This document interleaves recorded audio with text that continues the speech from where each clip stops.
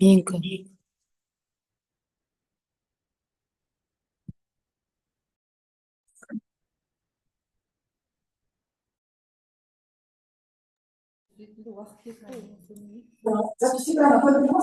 Көрініп тұр. Экраннан көрініп тұр ма сіздерге? Қосылып тұр.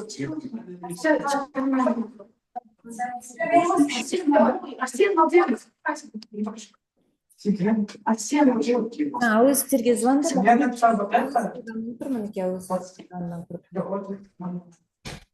автомат.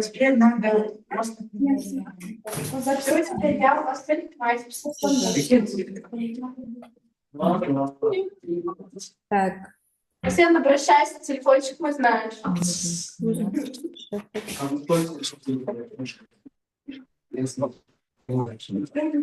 Не надо, не знаю. Буду почитать каждый день.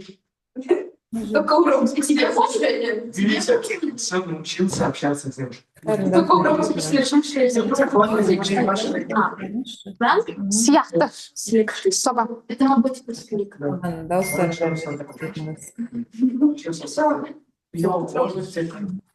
Так, жақсы, сәлеметсіздер ме, әріптестер? Бүгінгі біздің дауыстарыңызды өшіріп қойсаңыздар болады. Кезекпенен рұқсат берілген Давайте уақытта все приходите ко мне в пятницу домой. Чего мне придется шофлы? Чего мне завтра? Так, Гүлзада апай, сіздердің дауыстарыңыз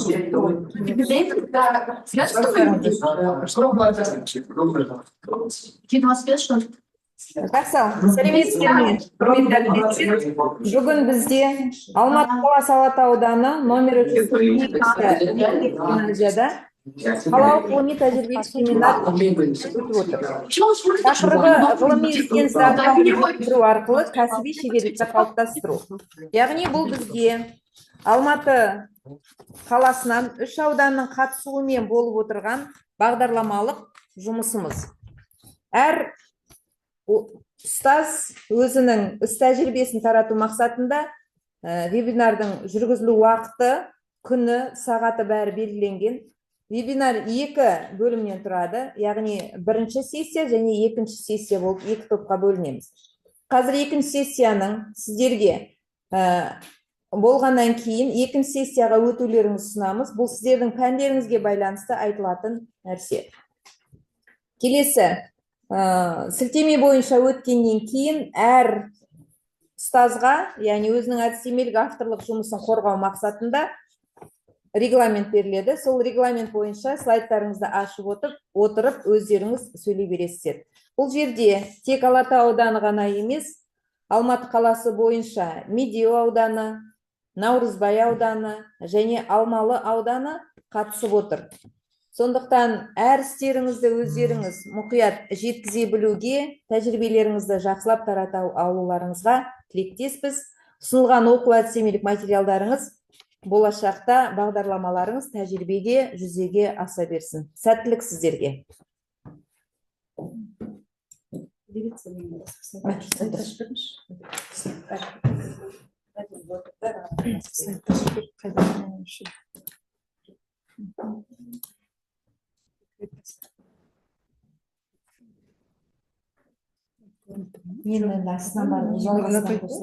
Мен экран просто жауып қойдым машина. Экранна жерін ашып. Мен астына барамын да, мына жерден қосып. Сәлеметсіздер ме, құрметті әріптестер?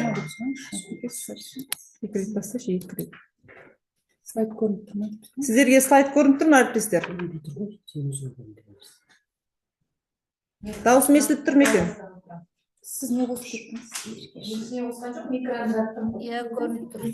Көрініп тұрсыздар ма? Жақсы. Бүгінгі күнімізге сәттілік тілей отырып, өзімді алдымен таныстырып кетейін.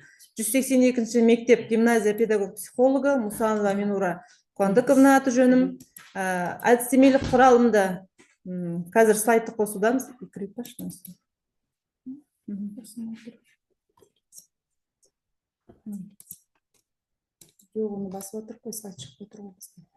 Сіздерге слайд көрінді ма?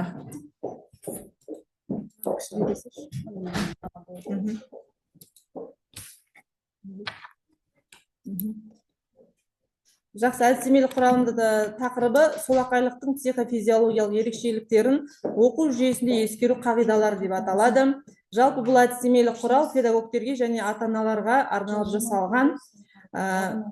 Жалпы не үшін бұл тақырыпты таңдағанды айта кететін болсам, құрметті әріптестер, жалпы солақай балалар туралы осы уақытқа дейін де және қазіргі таңда да көп ескеріле бермейді. Ата-ана тарапынан да және жаңағы мектептегі ұстаздар тарапынан да. Сол себептен осы балалар туралы оқу жүйесінде ескерілу үшін жаңағы осы тақырып алынып отыр.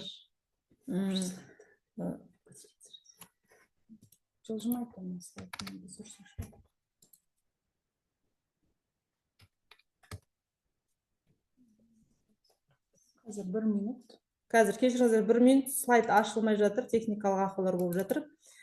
Жалпы өзім таныстырып кете берейін. Бұл әдістемелік құралдың негізгі мақсаты сол қолды балалардың оқу жүйесінде дұрыс қалыптасып, жаңағы олардың физиологиялық ерекшеліктері дұрыс ескерілу үшін негізгі мақсаты осы. Ал негізгі міндеттері сол қолды баланы оқу жүйесінде дұрыс қалыптастыру, ата-ана тарапынан олардың ерекшеліктерін, ұстаз тарапынан олардың ерекшеліктерін ескеру. Сіздерге көрініп тұр ма слайд, әріптестер? Ашылды ма?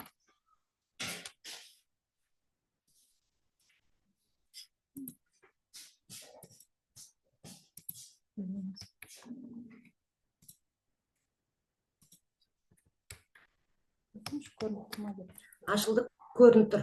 Ашылды ма, көрініп тұр, е? Жақсы, келесі.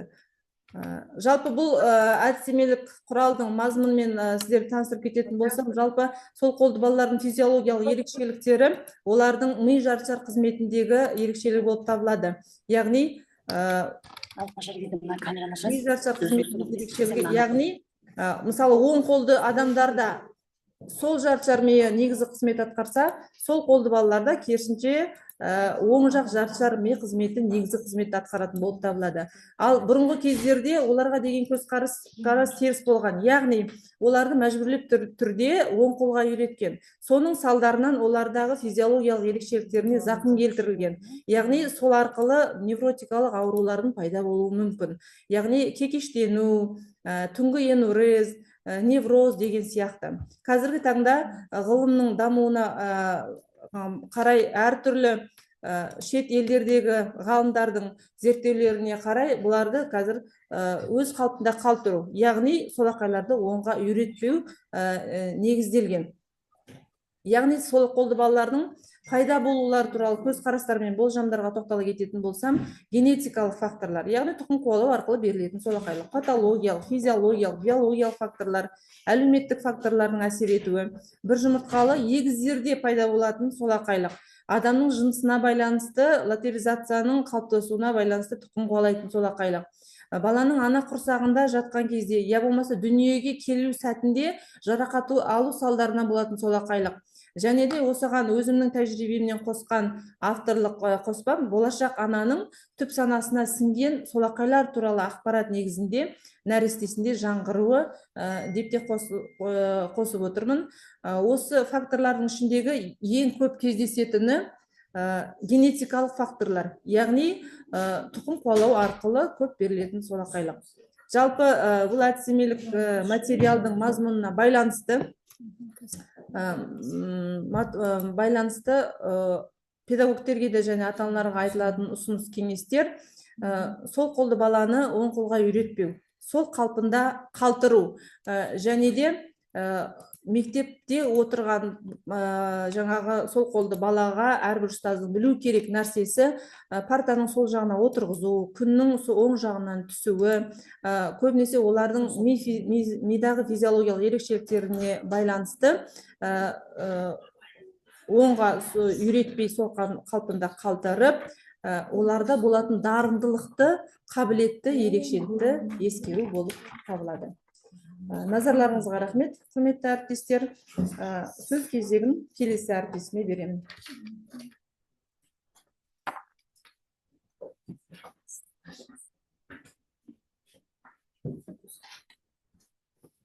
Сәлеметсіздер ме, құрметті әріптестер, қош келдіңіздер.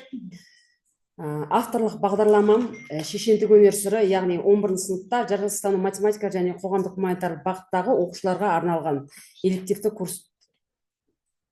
Бағдарлама мақсаты шешендік сөздердің түрлерін тілдік құралдарын меңгеру арқылы оқушылардың тыңдалым, айтылым, жазылым дағдыларын дамыту.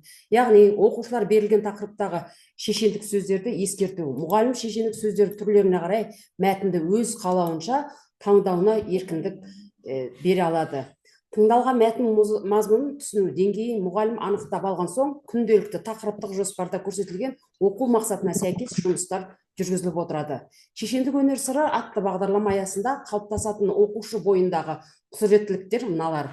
Яғни шешендік өнердің түрлерін, мұраларын тереңіне бойлау, шешендік сөздерді нақышына келтіріп айта білу, идеясын эссе жұмысында талқылай білу, көтерілген бүгінгі өмірмен байланыстыру, талқылау сұрақтарын құрастыру арқылы проблемалық мәселелерді шеше білу. Сөздік қорлары байытады, осы бойынша көркемдегіш құралдарды ұтымды қолданып, шығармашылық жұмыстар жаса біледі. Бағдарламаның міндеттері: жер, жесір, малдау, шешкен, қарақылды, қақ жарған тұлғаларды таныту, ой мен сөздің қарым қатынасына оқушыларды бойлату, сөздің әлеуметтік сипатын таныту, айтылым кезінде ойды нақышына келтіріп сөйлеу құралдары, ишара, мимика, интонация жасау техникасын қолдана білуге ықпал ету. Шешендік сөздер арқылы оқушы бойында өмірде нені айту, қайда айту, қалай айту дағдыларын қалыптастыру. Бағдарламаның өзектілігі шешендік сөздің түрлерін, олардың қызметін бүгінгі оқушы бойына дарыту. Яғни шешендік анау адамдардың арасындағы қарым қатынас күйін бейнелесе, шешендік толғау халықтың табиғатын, құбылыстар мен әлеуметтік өзгерістерге өзіндік көзқарасын көрсетеді. Шешендік арнауда шешендік сын, шешендік әзіл, көңіл білдіру сөздерге тоқталу көзделген. Шешендік толғау кезін шешендік нақыл, шешендік мақал-мәтел, шешендік мысал, шешендік жұмбақ және жауап болып бөлінеді. Шешендік дауда жесір, жер, мал дауы, ар дауы мәселелеріне жеке-жекте тоқталып, шешу тәсілдеріне талдау жасалынады. Өмірде қолдана білуге, кез келген жағдаятта шығуға үйренуге ықпал етіледі. Сонымен қатар, бағдарламада шешендік сөздердің тілдік құралдарына арнайы сағаттар бөлінген. Теңеулік, ауыспалы, мағыналық түрлендіргіш сөздердің қызметін анықтайды, түрлерін ажыратады. Сол арқылы сөз сырының тереңіне бойлайды. Бағдарлама негізінде жеке тұлғаның шығармашылық қабілетінің дамуына, көшбасшылық қабілетін қалыптастыруға жағдай туғызу қарастырылған. Оқушыларды креативті ойлай отырып, дұрыс сөйлеуге бағыттау, пікірталас мәдениетін қалыптастыру, пікірталасқа түскенде дәлелдер келтіру, салыстыру және анализ жасау, бірін-бірі бағалау мүмкіндігін қалыптастыруға жетелейді. Енді осыдан күтілетін нәтиже: оқу бағдарламасы білім алушылардың сөйлеу шеберлігін арттыруға, шығармашылық танытуға, сауаттылығын арттыруға және сыни ойлауға дағдыларын қалыптастыруға, ойлау қабілеттерін дамытуға, шешендік сөздерді оқуға, сөз астарын түсінуге, бағалауға, өмірде қолдана білуге негізделген. Оқушылардың көшбасшылық қабілетін қалыптастырады, өздігінен қорытынды жасау және шешім қабылдау дағдыларын қалыптастырады. Сонымен қатар, жеке, топтық, жұптық оқу зерттеу қызметі саласында зерттеулерге тән әдістерді қолдана отырып, өздігінен білім алуға үйренеді. Әлеуметтік мәселелерді шешкен тұлғаларды тани бағалайды. Тыңдалым, айтылым, жазылым дағдыларын дамытады. Және сонымен қатар, әдеби теориялық ажарлау, құбылту, айшықтау сынды көркемдегіш құралдарды ажырата білуге, қолданысына талдау жасауға дағдыланады. Назарларыңызға рахмет. Келесі әріптесімізге сөз кезегі. Сәлеметсіздер ме, құрметті әріптестер? Мен Әбділдаева Ақмарал Бекбергенқызы, қазақ тілі мен әдебиеті пәнінің мұғалімі. Менің авторлық бағдарламам жазылым дағдылары бойынша оқушыны аргументті эссе жазуға үйрету. Бағдарлама 7-ші сыныптарға арналған. Мақсаты: оқушылардың жазу дағдыларын жетілдіру, ойлау қабілетін дамыту және аргументтерді дұрыс құрастыруға үйрету. Бағдарлама аптасына 1 сағат, барлығы 34 сағатты құрайды. Бірінші бөлімде эссе және оның құрылымы 8 сағат, аргументті эссе жазу және оның бөлімдерін жазу 8 сағат, аргументативті эссе және оны қойылатын талаптар 10 сағат, эссенің стилі мен тақырыптарына 8 сағат. Жалпы бағдарламаның мақсаты мен міндеттері: мақсаты: оқушылардың қазақ тілі мен әдебиет пәніне білімдерін кеңейту. өзіндік идея мен көзқарасын білдіру, ойлау қабілетін арттыру, қоғамда өзіндік көзқарасын білдіре алатын тұлға тәрбиелеу. Міндеті білімді, дара тұлға даярлау, шешен сөйлеуге, тіл тазалығын сақтауға дағдыландыру. Оқушы бойына ынта, жігер, шабыт, сыни көзқарас түрткі ой шоғырландыру. Бағдарламаның өзектілігі. Бәсекеге қабілеттілік заманда жаһандық бәсекеге қабілетті мамандарды даярлауда аргументативті есте жазудың маңызы зор болмақ. Сыни ойлау барысында, сыни ойлауда оқушылардың кез келген мәселені терең талдауға үйренуге үйретеді. Білім алушыларды креативті ойлауға бағыттау, ойларын ауызша еркін жеткізуіне және жаза білуіне қолдау көрсету, дәлелдер келтіру, салыстыру, анализ жасау, бағалау дағдыларын қалыптастырады. Жалпысында күтілетін нәтиже: жазу дағдылары бойынша оқушылардың сауатты және дәлелді есте жазу дағдылары қалыптасады, сыни ойлауда қабілеттері артады, мәселелерді талдау және шешім қабылдау қабілеттері жетіледі, білім сапасы бойынша оқушылардың өзіндік көзқарасы қалыптасады, оқушылардың сөздік қоры, сөз саптауы жоғарылайды. Назарларыңызға рахмет. Келесі сөз кезегін әріптесіме беремін.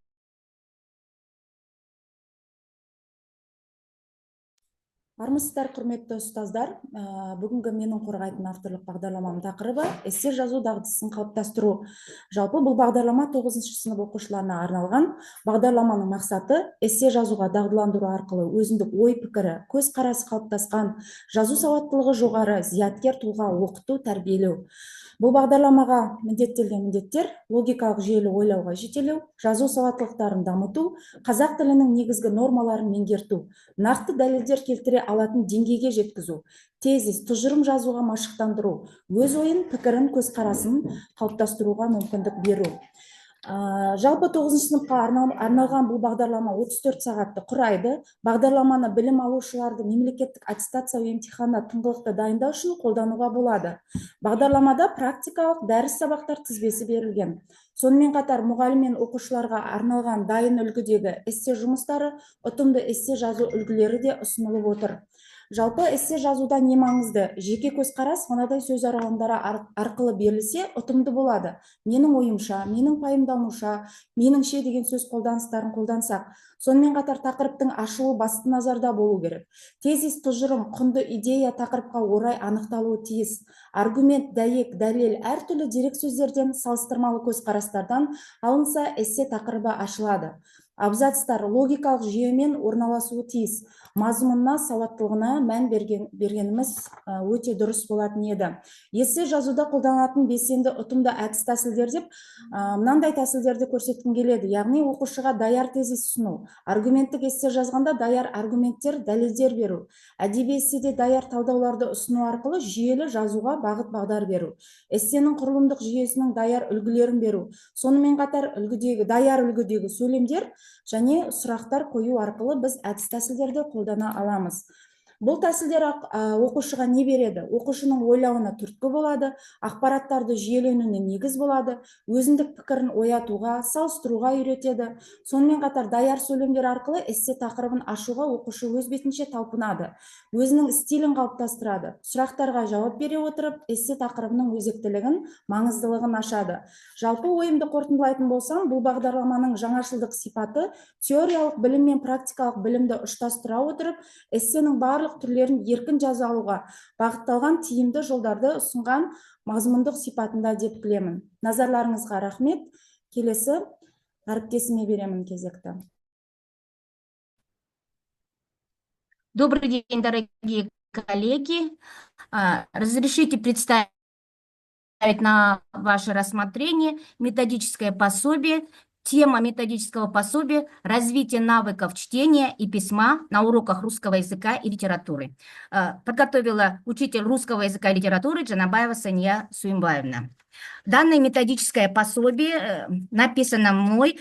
Цель методического пособия – представить учителям русского языка и литературы дополнительный материал для использования при планировании краткосрочных планов, направленных на формирование практических знаний, умений и навыков учащихся, Оказать практическую помощь учителям русского языка в приобретении и освоении знаний как теоретического, так и практического характера.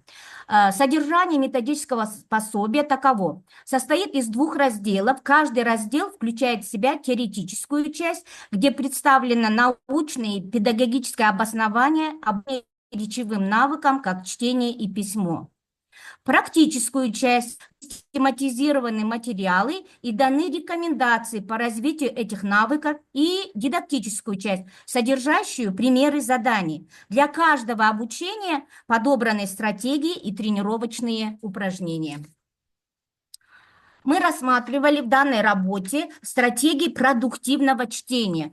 Таковых очень много. На ваше рассмотрение в данный момент я подобрал следующие.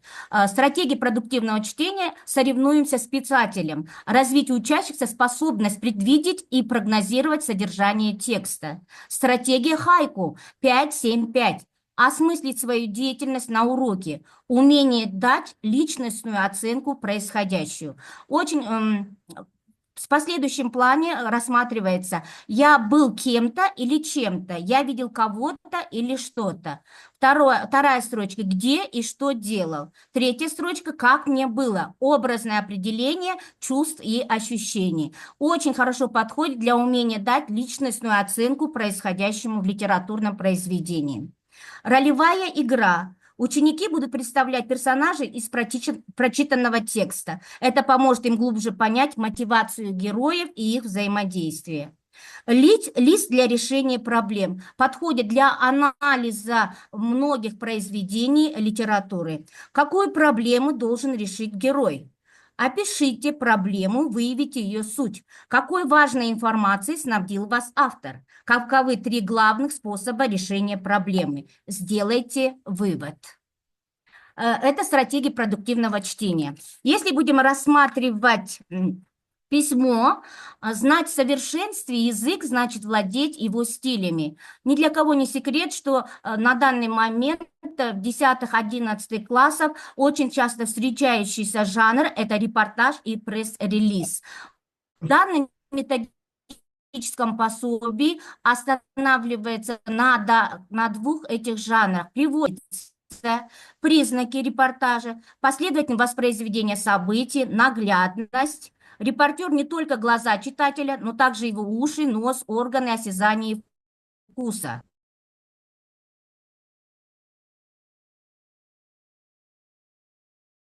Оперативность. Выход событийного репортажа всегда в ближайшем номере. Документальность. Репортаж не терпит ни реконструкции, ни творческого вымысла актера. Что такое пресс-релиз? Также рассматриваются теоретические сведения. Написание и оформление пресс-релиза. Шапка. Название организации, адрес, электронные координаты. Заголовок. Заголовок должен быть кратким и максимально информативным. Рекомендуемая длина заголовка – 1 строка. Первый абзац – лидер информативности. Лид должен быть выделен из текста. Сделать после него пропуск в несколько строк или без абзацного отступа. Состоять должен максимум из 4 предложений, длина строки 7-8 слов. Дальше идет основной текст. Таким образом, в моей работе рассматривается несколько жанров публицистического стиля. Чем отличается данная работа? В своей работе мы старались идти от цели и программы обучения и представлять всю работу таким образом, чтобы их можно было... Так, следующее, предоставляю, спасибо за внимание, предоставляю следующее слово своей коллеге. Спасибо. Сегодня я хочу представить вам опыт реализации авторской программы «Искусственный интеллект» на уроках русского языка и литературы. Цель программы – создание условий для углубленного изучения русского языка и литературы через использование технологий искусственного интеллекта, а также развитие навыков анализа, критического мышления и самостоятельной работы учащихся.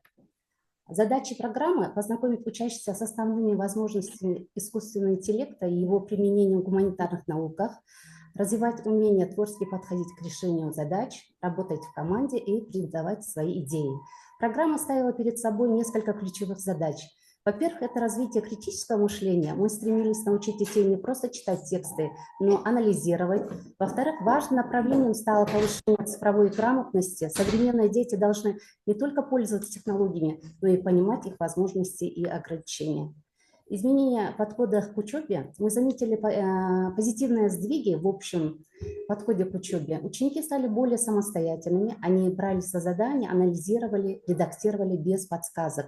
Технологии сделали уроки ближе к реальности, в которой живут современные подростки, и это привлекло даже тех, кто раньше не проявлял интереса к литературе. Кроме того, групповые проекты с искусственным интеллектом научили их работать в команде, обсуждать, договариваться. Это важные социальные навыки. Результаты внедрения искусственного интеллекта стало для нас не просто экспериментом, настоящим шагом вперед в педагогике. Мы увидели, что технологии могут усиливать мышление и формировать важные компетенции 21 века. Программа доказала свою эффективность, и теперь наша задача продолжать развивать, масштабировать этот опыт, чтобы дать ученикам еще больше возможностей для личностного роста. Спасибо за внимание. Сәлеметсіздер ме, құрметті әріптестер? Менің атым Байбосынай пәнінен мұғалім.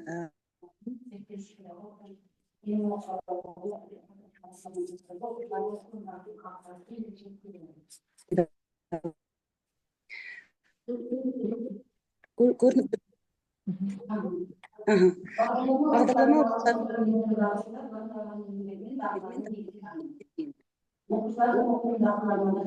Айнұр Аңсағановна, Оқушылардың оқылым дағдыларын одан әрі дамыту және келесі пәндер бойынша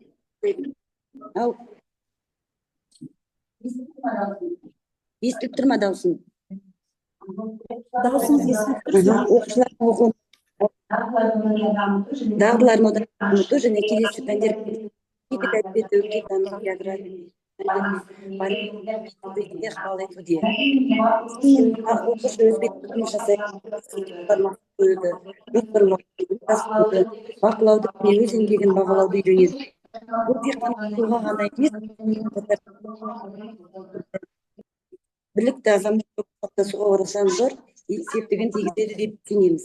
Оқылым дағдыларының негізгі әдіс тәсілдері ол мазмұнын түсіну үшін көз жүгіртіп оқу, сканинг әдісімен, нақты ақпарат табу ол ресерчинг әдісімен, детальды түрде жұмыс істеу детейлинг әдісімен, сөз мағынасын мән мазмұнынан ажырату ол differentiating the meaning әдісімен, болжай білу predicting әдісімен, мәтін түрлерін ажыратуға тырысу distinguishing әдісімен, мәтін құрылымын түсіну understanding әдісімен, және де extensive әдіс ол дегеніміз үлкен көлемдегі роман, поэма, эпопеяларды талдау, және де intensive reading әдісі бұл дегеніміз мәтіннің көлемі мен грамматикалық құрылымын зерделеп оқуға негізделеді. Оқылым дағдысындағы маңызды 3 кезең бар, оларды атап өтейік. Мәтінмен таныса отырып, мағынасын ашуға тырысады әр оқушы. Мәтіннің ұғымын, мағынасын зерделей отырып, нақты саналық, белсенділік, тұрақтылық, анықтық, ғылымилық, қолжетімділік аспектілерімен жұмыс жасай отырып, алынған білімдегі тәрбиелік мәнге зор көңіл бөлеміз. Тәрбиелік мән нығайып, адамгершілік қасиеті жоғарылап, қарым-қатынасы қалыптасып, сыйласы мен құрметті артып, ауызекі сөйлеудегі мәдениеті жақсарған оқушы оқылым дағдыларын жақсы меңгергенін көрсете алады. Мәтінмен түбегейлі танысуда қажетті фактілерді ақпараттардан ажырата білу, негізгі ақпаратты қосалқы ақпараттан ажыратып жұмыс жасау, оқиғаның дамуы мен нәтижесін алынған ақпараттың маңыздылығы мен жаңалығын анықтауда бала көптеген жұмыс атқарады. Осы оқылым дағдысына байланысты берілген бағдарлама, ұсынылып отырған бағдарлама гуманитарлық пәндермен гуманитарлық пәндер сабақтарына арналған ағылшын тілі бағдарламасының жалғасы болып табылады. Ол шет тілін меңгерудегі негізгі және базалық жоғары деңгейдегі сабақтарға мүмкіндік береді. Сондай-ақ ағылшын тілді елдердің мәдениетіне қызығушылығын танытқан әр оқушыға тілдік дағдыны қалыптастырып жетілдіруге үлкен көмек береді. Назар қойып тыңдағандарыңызға рахмет. Келесі сөз кезегін Әріптестер, уақытымыз шектеулі, тезірек қорғаңыздар.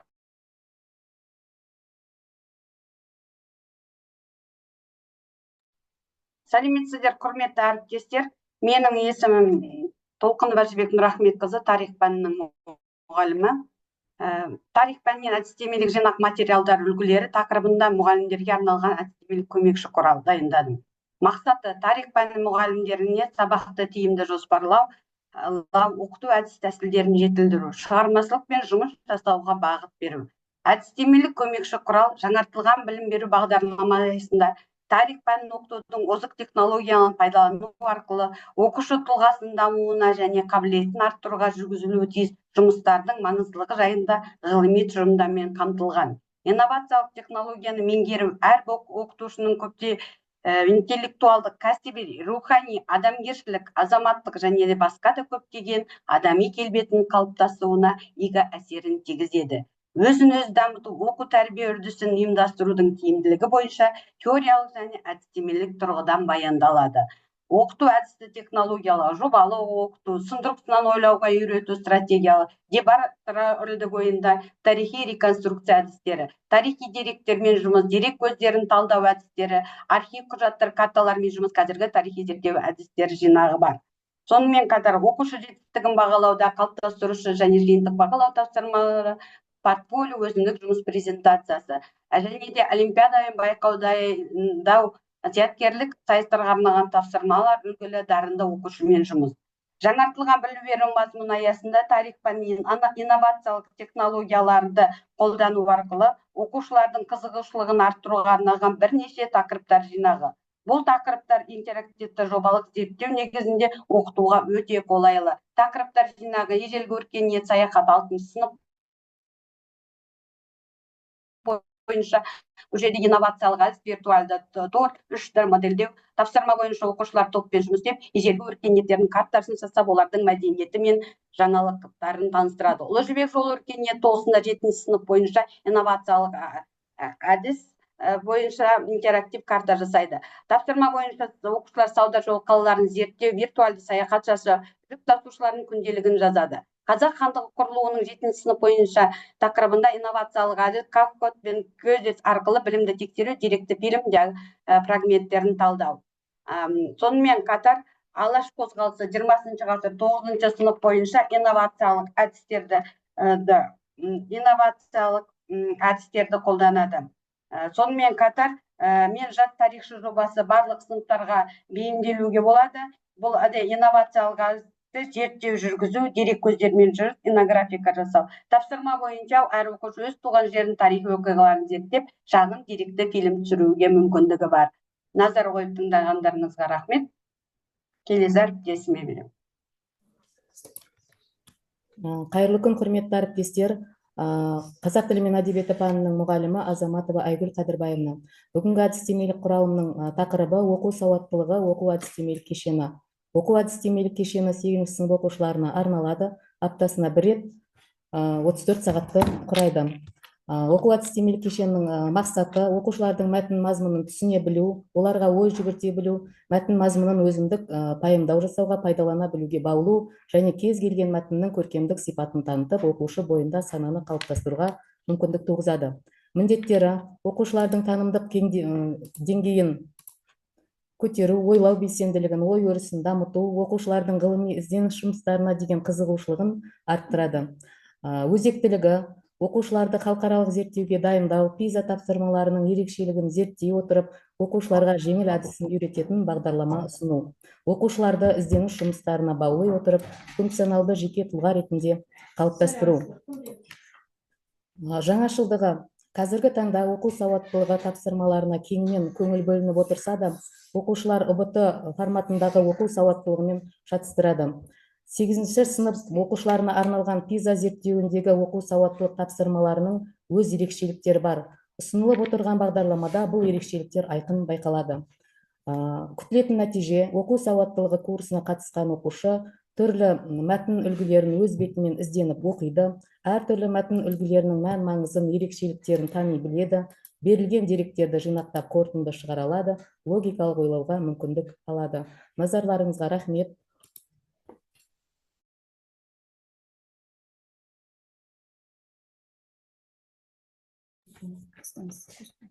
Қайырлы күн, әріптестер. Менің аты жөнім Қарлығаш Ақановна.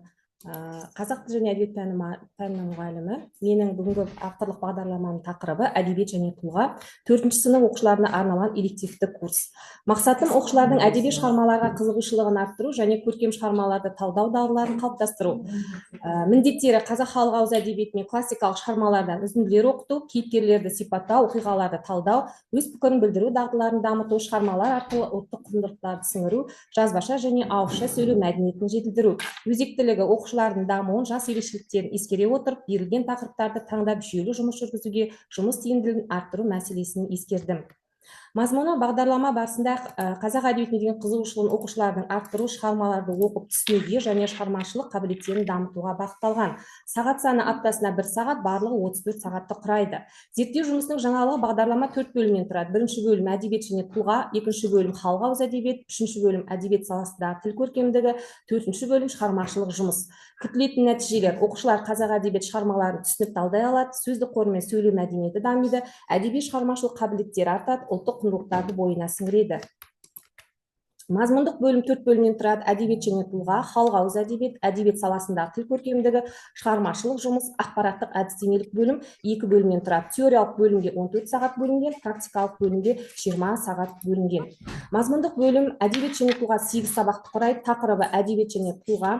Халық ауыз әдебиеті 8 сабақты құрайды. Халық ауыз әдебиеті және түрлері, шешендік сөздер. Әдебиет саласына тіл көркемдік 10 сабақты құрайды. Шығармашылық жұмыс 8 сабақты құрайды барлығы. Енді білім өнімі біз қалай оқушыларға жеткіземіз? Білім қоржыны стратегиясы арқылы кластер әдісі, жұптасып ойлар, бөліс тәсілі, сұхбат тәсілі, сұраққа жетіп ал әдісі арқылы, деректер шеңбер стратегиясы, үштік әдісі, джексу әдісі, шығармашылық жұмыс, аялдама тәсілі, эссе жазу, тест жұмыстары, терминдермен жұмыс арқылы қорытындылады. Назар қойып тыңдағандарыңызға рахмет.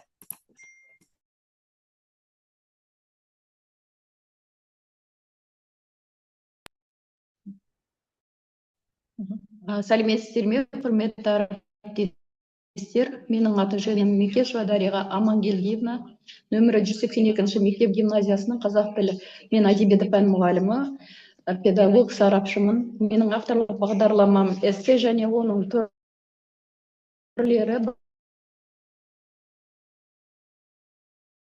бағалауға қойылатын талаптар, өлшау, эссені талапқа сай жазуына, өз ойын жазба жұмыстары кезінде аргументтерге келтіре отырып, жүйелі жазуына ықпал ету. Міндеттері: талапқа сай көзделген мәселені анықтап алу, негізгі мәселені нақты аргументтерге, деректерге сүйеніп жазу, өз көзқарасын білдіре отырып, дерек көздерге сілтеме жасау арқылы аргументке сараптама жасау. Бағдарламаның өзектілігі: оқушының білім беру жүйесіндегі жетістіктері мен сыни ойлау қабілеттерін арттыру. Табыс кілті: оқушылардың жазу дағдысын жетілдіру. Мәселені анықтап алу, негізгі мәселені нақты аргументтерге, деректерге сүйене отырып жазу, өз көзқарасын білдіре отырып, дерек көздерге сілтеме жасау. Бағдарламаның табыс кілті: оқушылардың жазу дағдыларын жетілдіру. Жаһандық бәсекеге қабілетті заманда эссе жазудың маңызы өте зор. Болады ма? Назар қойып